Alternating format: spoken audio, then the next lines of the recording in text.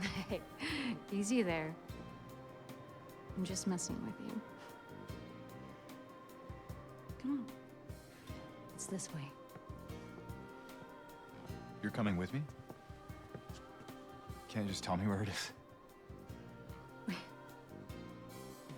You're just gonna leave me here?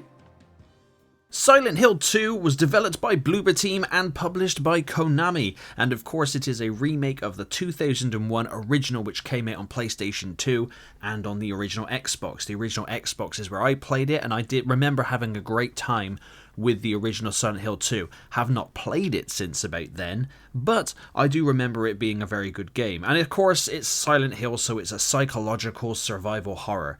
The game is roughly around 10 to 13-ish hours long. It took me just under 10 hours to beat, so I got that achievement on Steam, which was awesome. I did get lost a couple of times, and I did sort of look online and sort of just nudge me in the right direction, but for the most part, I figured it all out myself. Now, the story follows James Sunderland as he's drawn to the town of Silent Hill after receiving a letter from his wife, which he shouldn't have done because his wife was apparently dead for 3 years. Now, on his journey throughout the foggy-ass town, he meets a few colourful characters like Eddie, Laura, Maria, and Angela.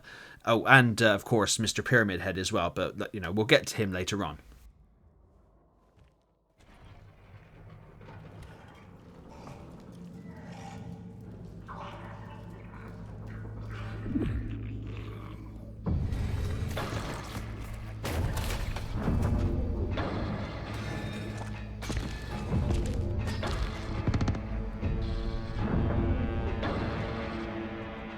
The gameplay is standard survival horror, but good. You find keys and items, ammo, health, etc., solve puzzles, and beat things silly with a length of wood and then later on a pipe.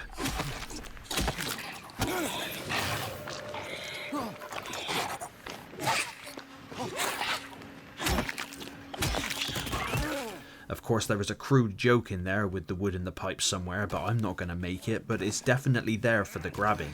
The atmosphere is awesome. Bloober Team have nailed the graphical look and feel of this Silent Hill 2 game. It's scary, creepy, and just thick with weird shit. The combat is better than the original, I remember. It's okay for the most part. If you're great at dodging, or if you've recently just played through Space Marine 2, you should be fine. The boss fights aren't too challenging either, for the most part, and the game delves more into the weird stuff as you progress on, which is just standard Silent Hill. But for the most part, you'll be able to... the enemies telegraph what they're going to do, and you can dodge it for the most part. It's only when you get ganged up on and start getting spit roasted by him is when you start getting battered about.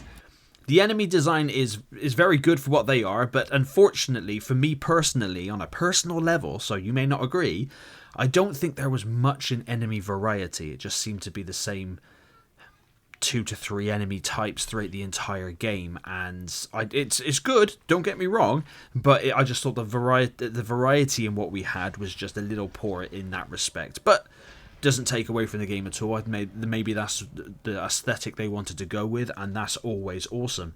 There are multiple endings to the game which add to the replayability, and if anybody is interested in what ending I had the leave ending, so Google that if you want it. I'm not going to mention what the leave ending is, but you know, for spoiler reasons. But there's the original multiple endings from the original game, and they added in extra ones as well. And there also is a new game plus mode as well, so there's that to look forward to. Hey, look, Sony, a new game plus mode released at launch.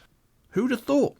Anyway, moving on. The Pyramid Head guy is done really well here. It's incredibly creepy and eerie, and just at time you only bump into him a couple of times, which is crazy. Well, 3 times technically, and he's just so prolific with Silent Hill and Silent Hill 2 especially. But they did do a very, very good job, and yeah, definitely did creep the living hell out of me. Now, the only negative I have of the game, and I did make a video on the weekend about this previously, is the performance is ass, and it shouldn't be.